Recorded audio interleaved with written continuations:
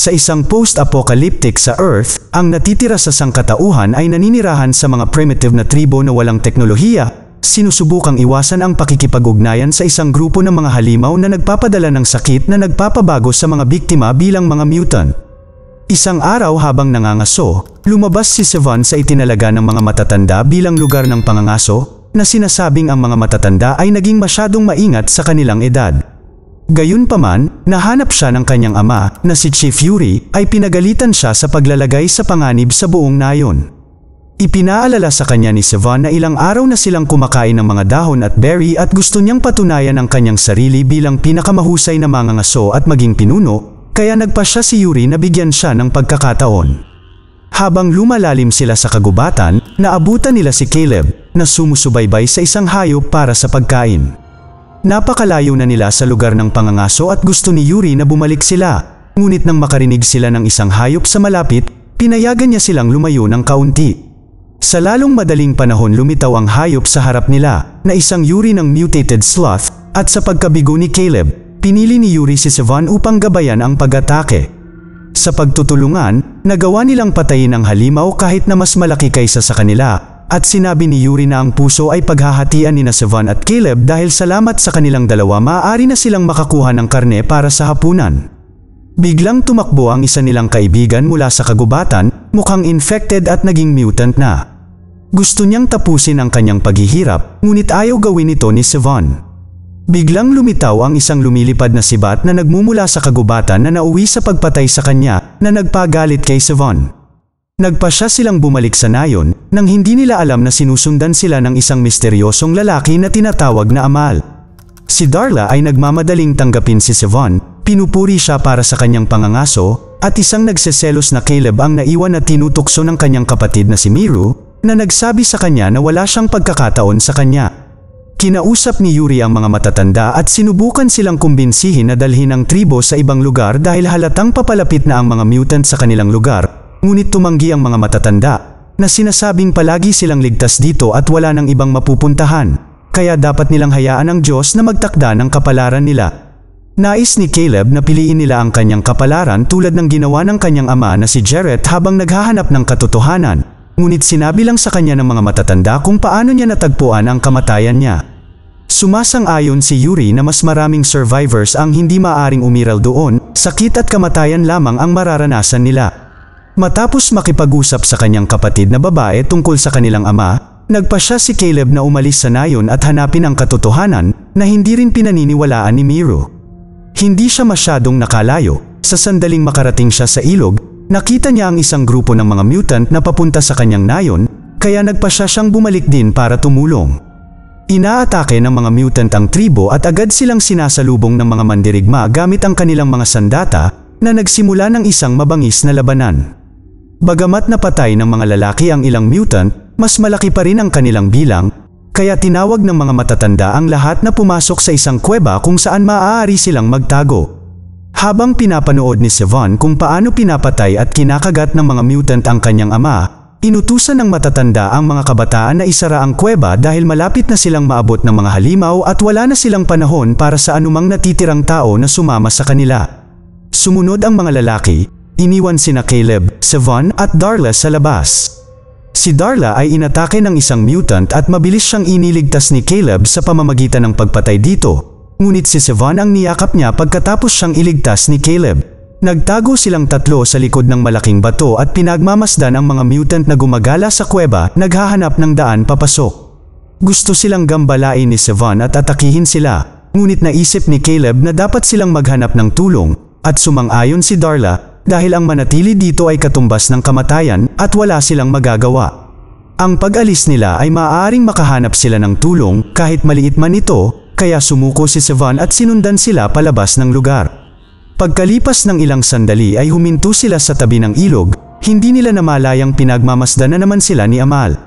Nakahanap si Siobhan ng isang libro sa bag ni Caleb at kailangan niyang ipaliwanag kung ano ito. Isang bagay mula sa lumang mundo na dinala sa kanya ng kanyang ama at tinuruan siyang magbasa, na walang sino man sa kanilang tribo ang nakakaalam kung paano gawin. Naputol ang kanilang pag-uusap nang biglang, lumitaw ang isang mutant sa hindi kalayuan, Kaya nagsimula silang tumakas muli hanggang sa sila ay makarating sa isang ligtas na distansya. Mabilis na naabutan sila ng mutant at inatake sila, ngunit ayaw ipagtanggol ni Sivan ang kanyang sarili dahil napagtanto niyang si Yuri ito, na naging mutant dahil sa impeksyon. Iniligtas siya ni Amal, na sa wakas ay nagpakita sa kanyang sarili habang pinapatay niya ang halimaw, na nagpapaalala sa kanila na hindi na siya si Yuri. Pagkatapos umamin na kilala niya noon ang ama ni Caleb, tinanong niya sila kung okay lang ang kanilang mga ilong at hindi dumudugo, dahil ang impeksyon ay hindi lamang nakukuha sa isang kagat. Ang pagkagat ay nagpapabilis dito, ngunit ang paghinga malapit dito ay sapat din upang makuha ito at maging isang mutant sa isang mas mabagal na proseso, ngunit masakit na paraan.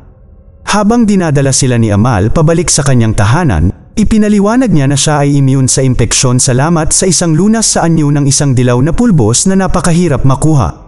Pinatawid din niya ang mga ito sa isang ilog upang marating ang kanyang lugar dahil ligtas sila doon. Ang mga mutant ay natatakot sa tubig at iyon ang dahilan kung bakit hindi nararating ng mga halimaw ang tahanan ni Amal na nasa mga guho ng isang lumang gusali.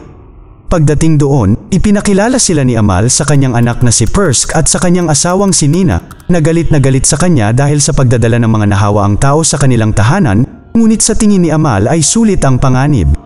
Habang magkasamang nanananghalian, ikinwento ni Amal ang nangyari sa grupo, na naniniwalang ito ay parusa mula sa Diyos. Sa totoo lang, sinubukan ng isang lalaki na buhayin ang mga patay na hayop, at dahil dito, binuhay din nila ang isang sakit na hindi nila kayang kontrolin.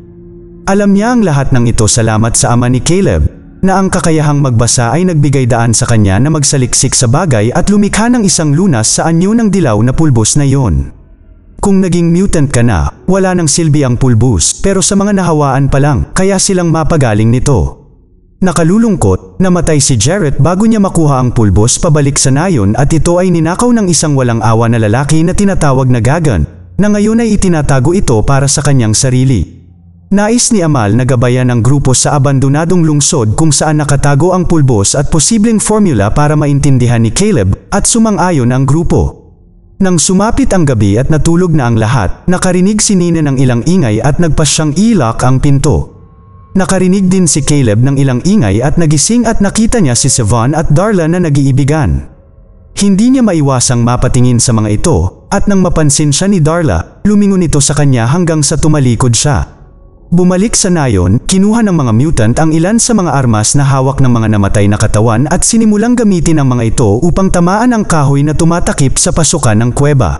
Naisip ni Miro na dapat silang gumawa ng isang bagay, ngunit nais ng matatanda na wala silang gawin kundi magdasal.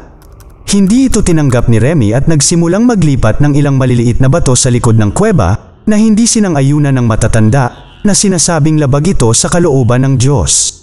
Naisip ni Miro na hindi sila dapat sisihin ng Diyos sa kanilang pagliligtas sa sarili at sinimulan siyang tulungang maghukay. Nang sa wakas ay gumawa sila ng isang butas na sapat na malaki, silang dalawa kasama si Yamak ay tumawid upang makita kung may mahahanap sila doon.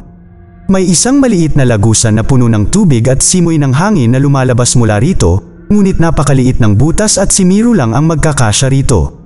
Siya ay lumusong sa tubig at sinubukang lumangoy, ngunit mabilis na bumalik dahil sa grupo ng mga linta na nakakabit sa kanyang katawan. Tinulungan siya ng mga lalaki na alisin silang lahat at nang malinis na siya, nagpasya siyang subukang muli dahil malayo na sila para sumuko ngayon.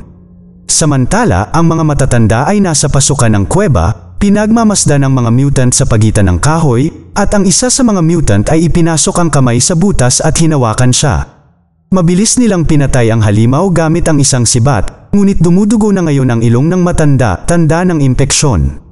Ang isa pang taong nagsisimulang dumugo ang ilong ay si Yamak, na tumawid sa ilalim ng tubig na may butas kasama si Remy pagkatapos nabigyan sila ni Miro ng madadaanan. Nakahanap sila ng lagusan para makalabas at nagsimulang umakyat dito, para lamang matuklasan na may mga mutant sa dulo. Bumaba sila pabalik, ngunit ginawa nila ito ng napakabilis at hindi sinasadyang nahulog si Yamak at nabali ang kanyang binti.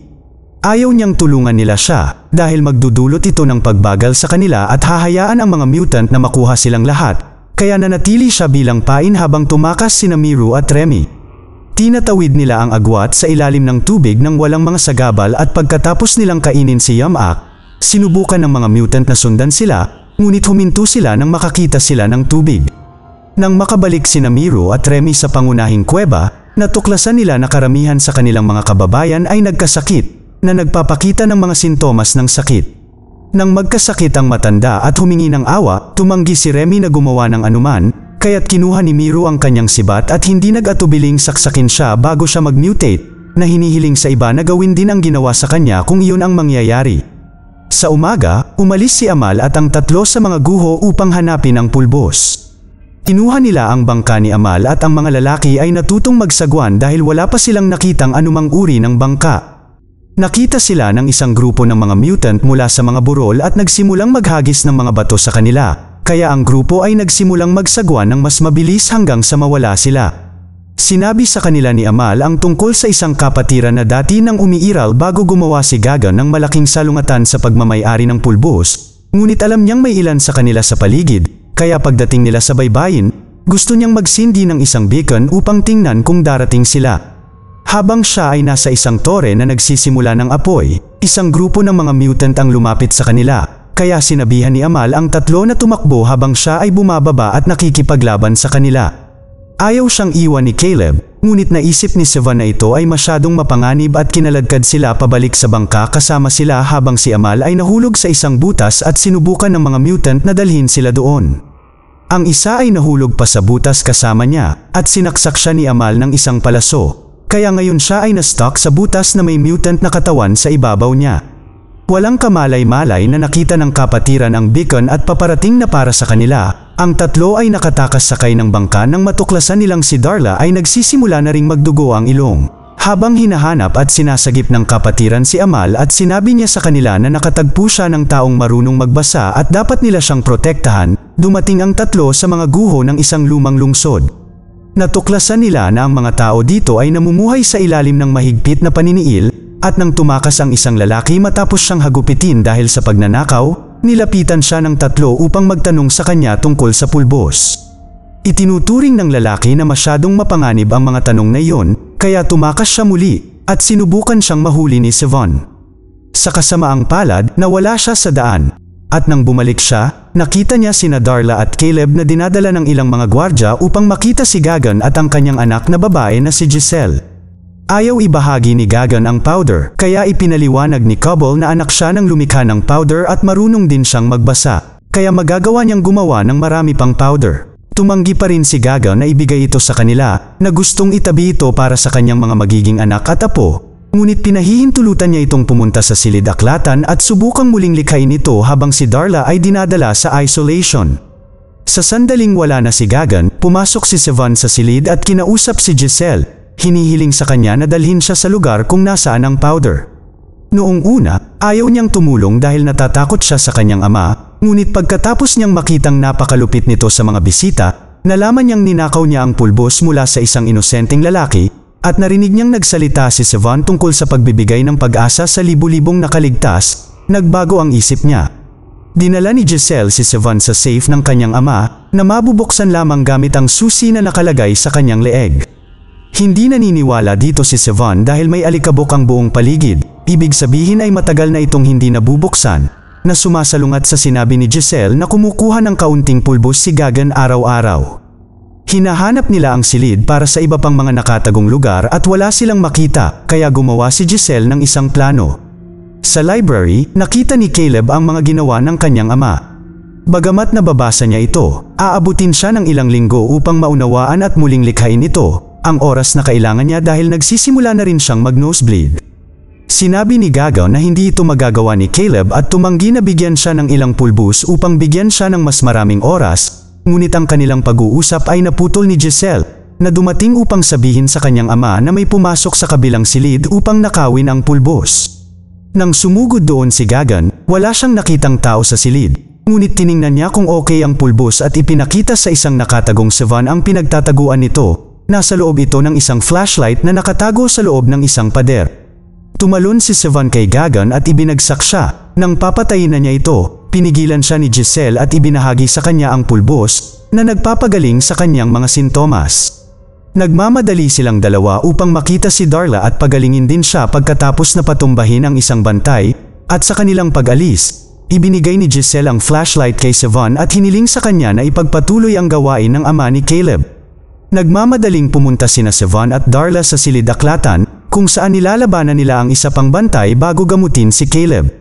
Ligtas na umalis ang tatlo sa lungsod, ngunit pagdating nila sa kagubatan, isang grupo ng mga gwardya ang naghihintay sa kanila.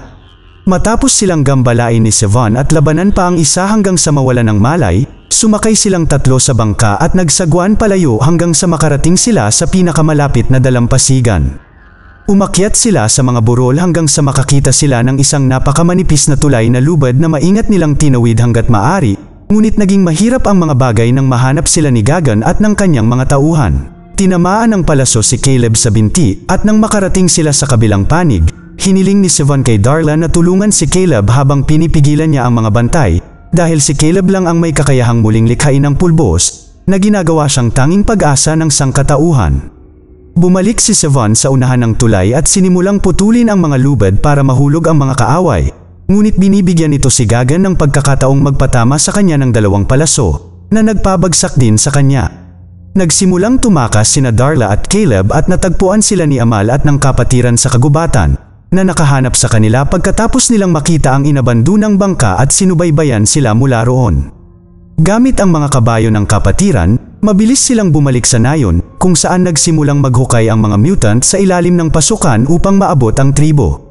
Ang kapatiran ay walang problema sa pagpatay sa kanilang lahat, habang si Darla ay pumasok sa kuweba upang ibahagi ang pulbos kaagad bago magpakamatay si Miru sa takot na mag-mutate. Pagkatapos ng labanan, nahanap sila ni Gagan at naghatid ng palaso kay Caleb at pinigilan ito ni Amal sa pagtalon sa harap niya upang protektahan siya. Galit na galit, kinuha ni Caleb ang isang palakol at inihagis ito kay Gagan, sa wakas ay pinatay siya. Sa huling eksena, pagkatapos iuwi si Amal sa kanyang tahanan, nagpaalam si Caleb sa kanyang kapatid na babae, na nagtuturo sa mas maraming bata kung paano magbasa. Siya ay bumalik sa lungsod, nagnanais na hanapin muli ang silid-aklatan na iyon at tapusin ang gawain ng kanyang ama upang iligtas ang sangkatauhan. Mag-subscribe para sa higit pang mga video na tulad nito, i-on ang notification, at mag-iwan ng like para matulungan ang aming channel. Salamat sa panunood!